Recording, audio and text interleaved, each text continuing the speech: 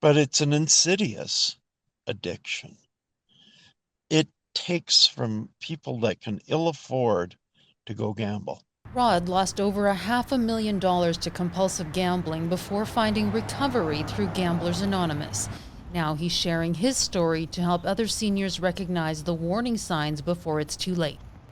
Us seniors can't afford it. So many seniors that I've seen that are becoming, having to sell their houses because they've gambled all the money away. They're uh, doubling up in apartments because they can't afford to pay for one apartment for themselves, even if it's subsidized. And many of them are looking at it going, I can't afford to live on what the government's giving me. But they don't have a problem taking $300-400 and going to the casino. Rod says loneliness, grief, retirement, and financial stress can make older adults especially vulnerable. We know we don't have that money, but you know what? The next spin, the next $5, the next $20 is going to do it. That's just what I need. Okay, I'll put in another 100 and I'll try and win that money back. Like I said, there's no win big enough. Watch his powerful story about addiction, recovery, and why asking for help can change a life. And when I was at Unison at the fair there, um, it was really apparent to me that there was a lot of people that had questions, but they were afraid. I would say to them, go to a meeting, try it out. You know, you're welcomed at every meeting if you're a new person. We had a new fellow that came in. He's part of another 12-step program, but he felt so welcomed, and that we were so open. And that's the way we are. Same as if you have a relapse. We're not there to judge you. None of us can judge anybody else. That's not our position to judge. So in Do you that mind me sense, asking, why do you sure. still go? What's your main reason for still going, even though you've been clean since 2008? The main reason I go is to share my experience, strength, and hope with the new people coming in. I never ever want to not be at a meeting where I can't reach out my helping hand to anybody coming into the rooms, that I can't be there to say it's going to be okay. I said we had a new member last night. The new member was in tears, talking about what happened. It just there was a release there. But you need people that have been through and done some of that stuff to understand. When you see grown men and women crying because they have nowhere else to turn, they don't know what to do, and they're in a safe place with people that understand. You know, for me, that's why I'm there. I understand what compulsive gambling is like. I understand what we all had to face. I get it. Um, I don't want them to be alone. I want to be able to give them my phone number and say, you know what, if you're really stressed out about this, give me a call. You know, I'll answer some of your questions, but you know, don't give up on yourself.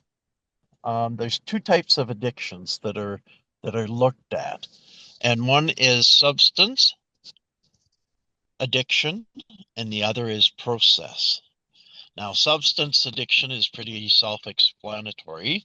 There's usually a substance involved, be it alcohol or drugs, and your body craves those chemicals that are in the alcohol or in the drugs. Whereas we on the other side are processed. There's receptors where you get pleasure. Mhm. And for gamblers, that's what we're looking for. We're looking for that high that would be in our head.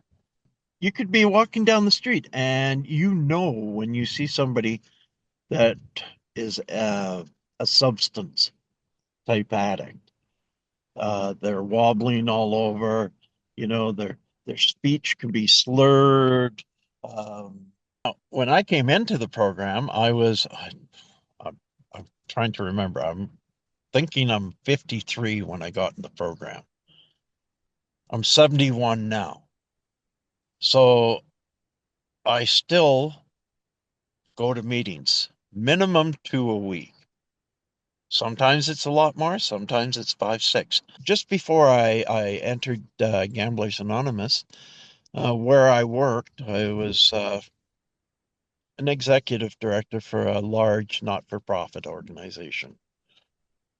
And the day I was going to leave, a church group rented space in the facility that I looked after.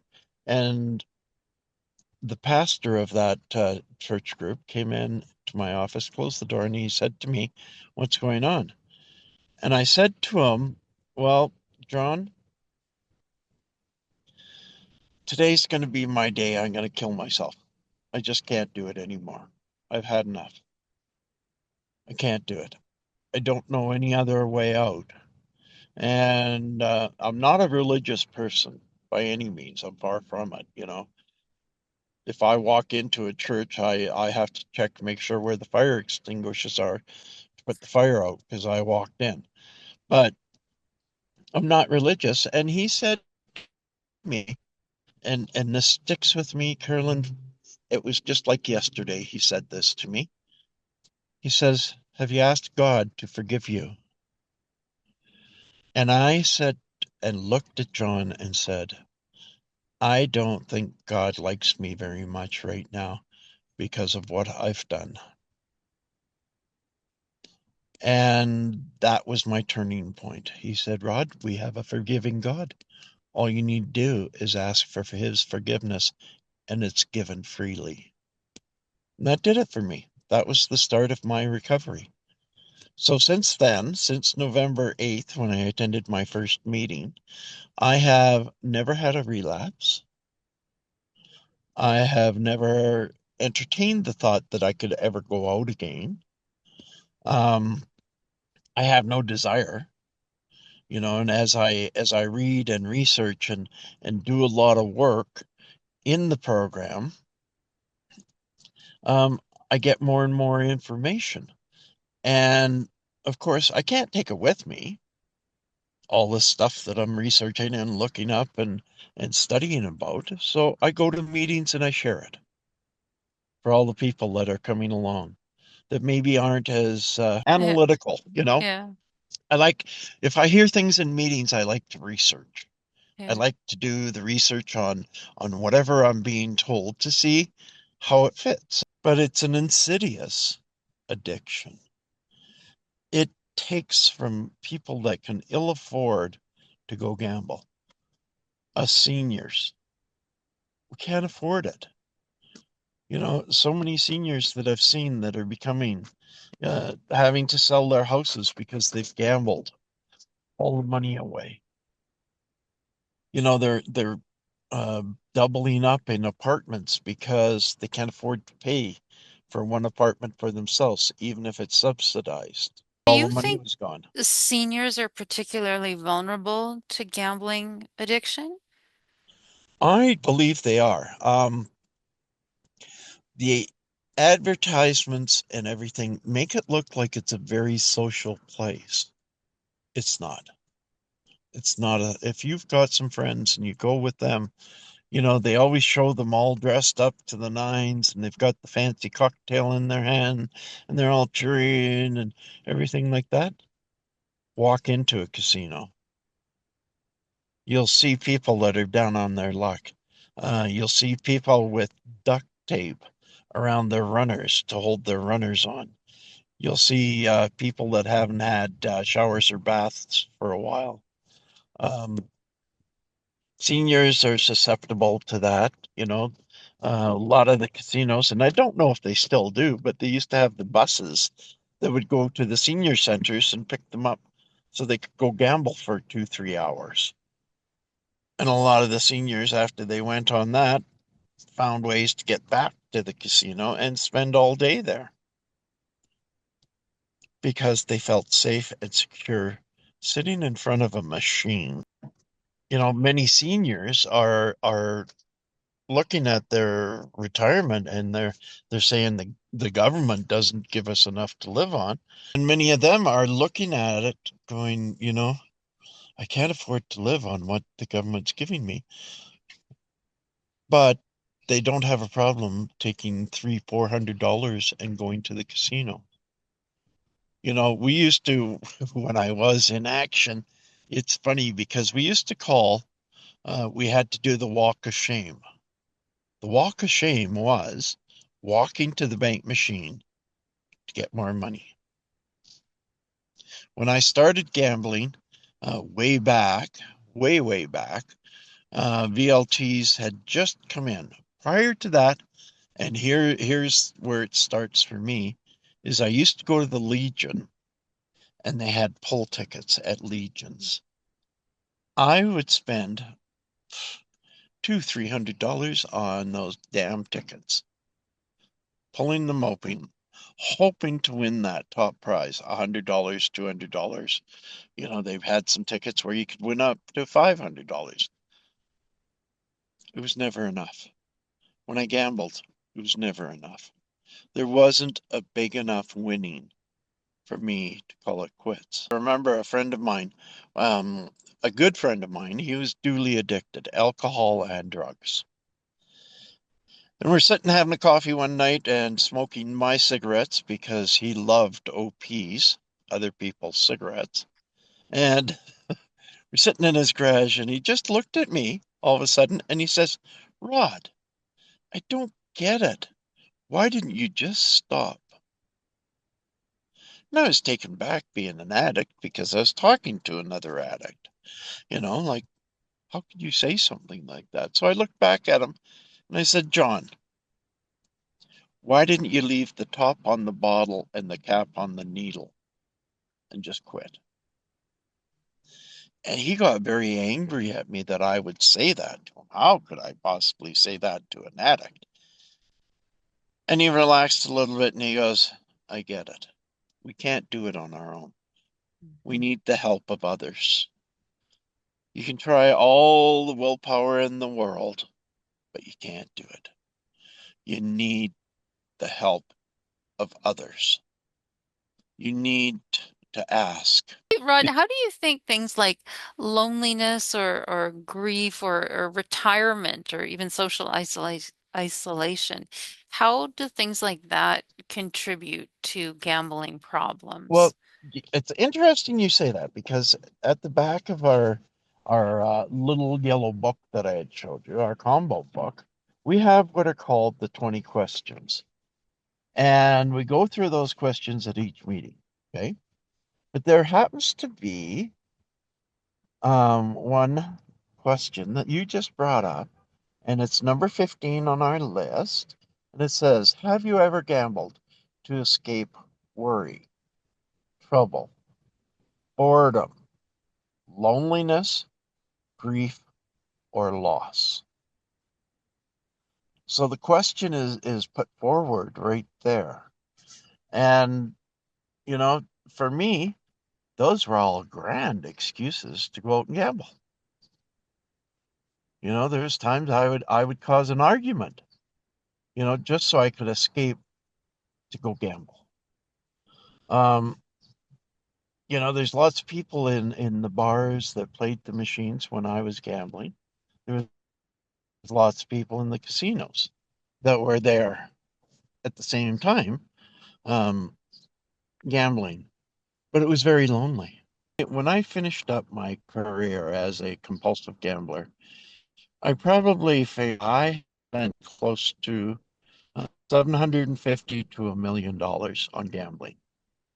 Not all of it was mine, but a vast majority was mine.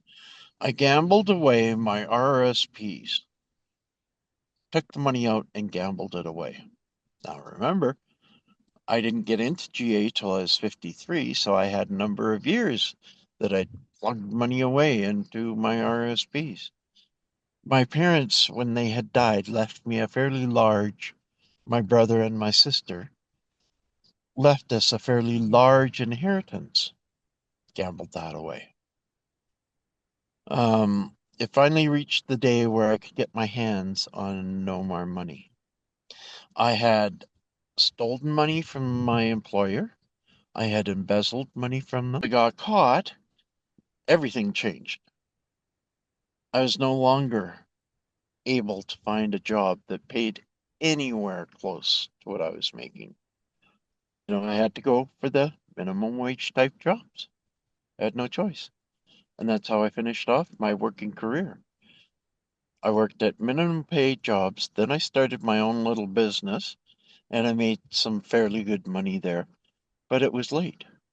And then COVID hit and shut everything down. Seniors, and I can talk about myself because I am one, our willpower isn't as strong as it once was. We know we don't have that money, but you know what? The next spin, the next $5, the next $20 is going to do it. That's just what I need. Hey, I'll put in another 100 and I'll try and win that money back. Like I said, there's no win big enough for a compulsive gambler ever. How You can know, seniors tell the difference between gambling for entertainment, say, like you said, the bus that goes to casino, or gambling when it's becoming harmful? everything entices you to not stop. They have the noises. They have all the bells and whistles. You go into most casinos and they have the volume turned up on the gaming machines. At the tables, people are playing with their chips, using their hands and rippling through the chips and that. So that's enticing. You want to have those chips. Um,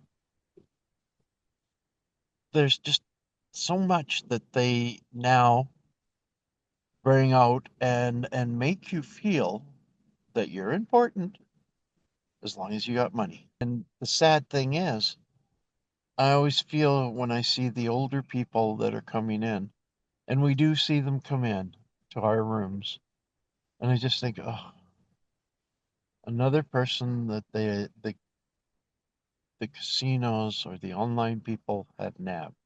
Is there any kind of safe gambling for seniors?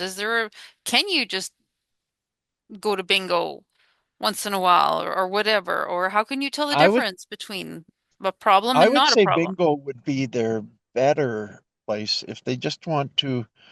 There's more socialization at a bingo than at a casino or a bar.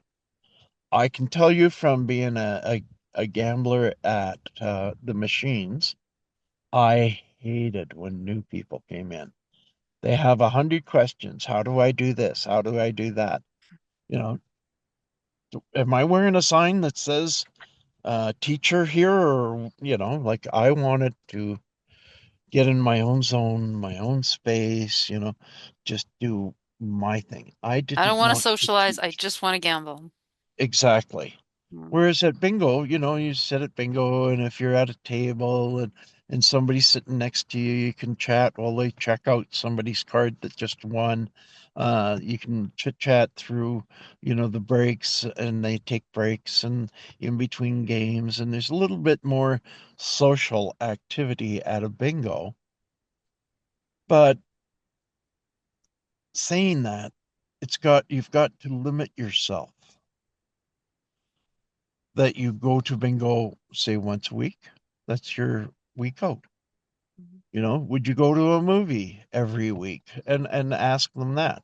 Well, no, I might go once a month. Well, then go to bingo once a month. Is that you're not socializing anymore? That's a telltale sign that you're not socializing and you're just there to gamble. You're not. Yeah. Well, I can tell you, I remember when I finally quit and I got to Gamblers Anonymous and I started working the program, I had to learn how to have a conversation. I no longer could have conversations with people because everything was short. Um, I was a bitter person. I was not nice. I had to learn to smile again, to talk to people. I think when you saw uh, David and I at Unison, we were smiley guys and we were enticing people to come talk to us. You know, we joked with people. That certainly wasn't us when we were in the throes of our addiction. We would be yelling, screaming at people we worked with. We were angry. Everything in our life hurt. You know, if you touched me, it hurt. And all kinds of things like that. So what do? We get to a meeting and we make a commitment and we look at our integrity. And there's a word that isn't used much anymore, integrity. And integrity, you know, the one thing that we're born with and the one thing we die with is our word. And our word is our integrity. So if I would say anything to anybody, work on that integrity. You know, as we gamble, we break trust, we cross lines, we throw out morals, values, ethics, principles. Everything gets thrown by the wayside as you get farther and farther into the compulsion of gambling.